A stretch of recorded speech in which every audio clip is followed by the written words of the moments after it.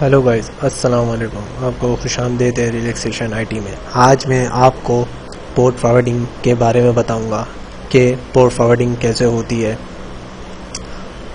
अक्सर लोग चाहते हैं कि हमारा जैसे रिमोट डेस्कटॉप के मेरा सर्वर कराची में रखा हुआ है और मैं कहीं से भी बैठ के out of city, out of country, कहीं से भी बैठ के मैं उसको एक्सेस कर सकूं। तो उसके लिए आपको सबसे पहले पोर्ट फॉरवर्डिंग करवाना पड़ेगी।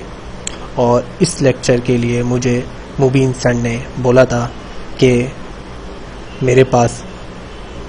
मुबीन सर के पास किसी स्टूडेंट ने मैसेज करा ताकि मुझे पोर्ट फॉरवर्डिंग के बारे में समझाए। तो उसका लेक्चर आज मैं आपको लेक्चर के बारे में बताता हूँ कि पोर्ट फॉरवर्डिंग कैसे होती है। मुबीन सर का पर्सनली मेरे पास मैसेज आया था कि इसके बारे में एक वीडियो बनाए। आज मैं आपको बताता हूँ कि पोर्ट फॉरवर्डिंग कैसे होती है। सबसे पहले आपके पास इवेंट में जौन सा राउटर चल रहा हो और उस पे पोर्ट फॉरवर्डिंग करनी होगी राउटर पे, और ये फर्स्ट राउटर पे करना पड़ेगी जो आपका ISP से कनेक्ट हो। तो आप एक ब्राउज़र पे जाएं,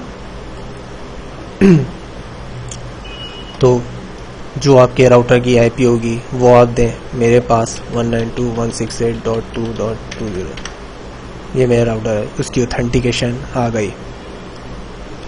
इसमें आप ऑथेंटिकेशन में यूज़र नेम और पासवर्ड दें जो आपने सेट करा हो। जैसे ही आप यूज़र नेम पासवर्ड देंगे उसका कंसोल आपके पास खुल जाएगा, उसकी विंडो खुल जाएगी। जैसे कि मेरे पास TP-Link का राउटर है और मॉडल नंबर है TLWR841N का। कोई सा भी राउटर हो उसकी पोर्ट फॉरवर्डिंग सेम होती है। और जो TP-Link के राउटरों की सेम होती है। और अगर आपको कोई डिफरेंट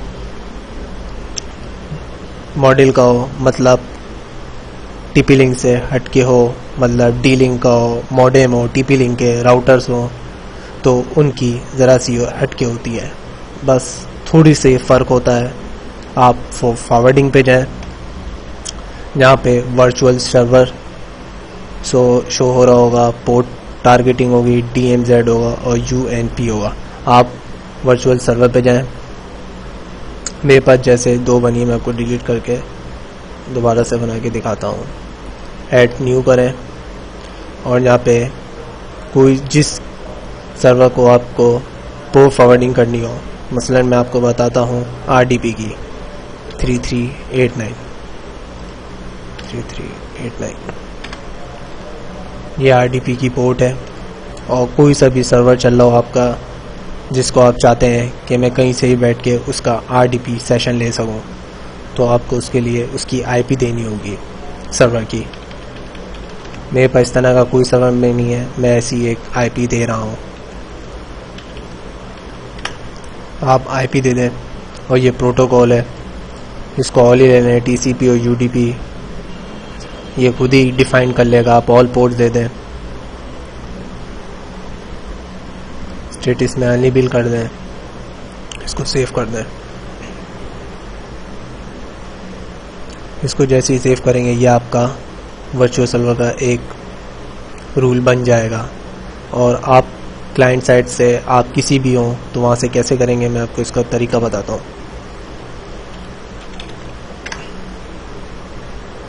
करेंगे माय IP, आप इंटरनेट से चेक कर लें आपकी कौन सी IP है। मेरे पास इस वक्त शेयरिंग IP है, ये मैंने परचेज नहीं करी हुई है, ये स्टैटिक IP नहीं है अभी ये शेयरिंग करी हुई IP। मतलब मेरा राउटर जब भी रीस्टार्ट होगा वो IP चेंज हो जाएगी, ये IP चेंज हो जाएगी। आपने जो परचेज करी होगी वही IP इस पे RDP सेशन लेगी। मसलन के जैसे ही मैं इसको करूँगा, जैसे मेरे पास पहले से ही RDP का MSTSC/V करके आप ये IP देंगे अपनी पब्लिक, तो आपको ये अपने सर्वर के पास ट्रांसफ़र कर देगा। आपको ये ट्रांसफ़र कर देगा,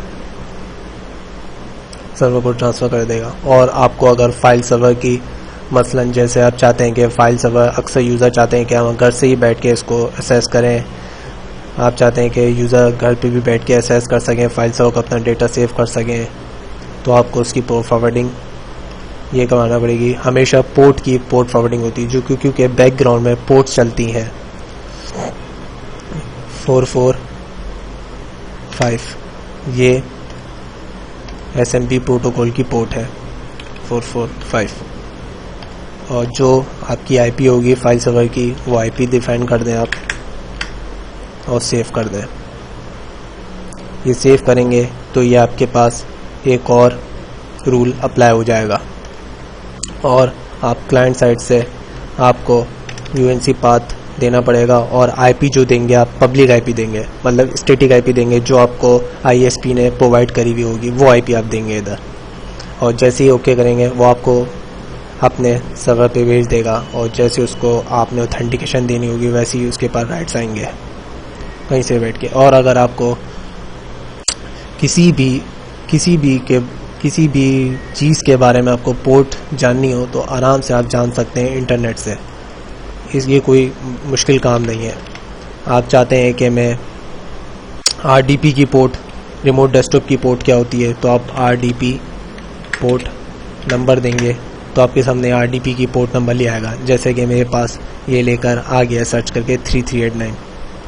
किसी भी पोर्ट देंगे, जैसे फाइल सर्वर भी आप लिखेंगे तो आपके पास पोर्ट आ जाएगी। पोर्ट नंबर लिखेंगे तो देखें फाइल सर्वर की पोर्ट्स काफ़ी लिया है, ये LDAP सर्वर्स की हैं ये, लेकिन आजकल जो लेटेस्ट चल रही है SMP प्रोटोकॉल चलता है, इसमें ये तीनों पोर्ट्स काम कर रही होती हैं। 445 आप देंगे, ये आपके सामने ले आएगा। और अगर आपको किसी की भी मतलब FTP सर्वर अगर आपने लगाया हुआ है तो FTP सर्वर की पोर्ट नंबर आपको जानना हो तो आप आसानी से जान सकते हैं 21। ये आप 21 देंगे तो ये आपको आराम से ला के दे देगा। और ओके, आपको पोर्ट फॉरवर्डिंग के बारे में आज मैंने समझाया कि पोर्ट फॉरवर्डिंग कैसे होती है। ये TP-Link का राउटर था।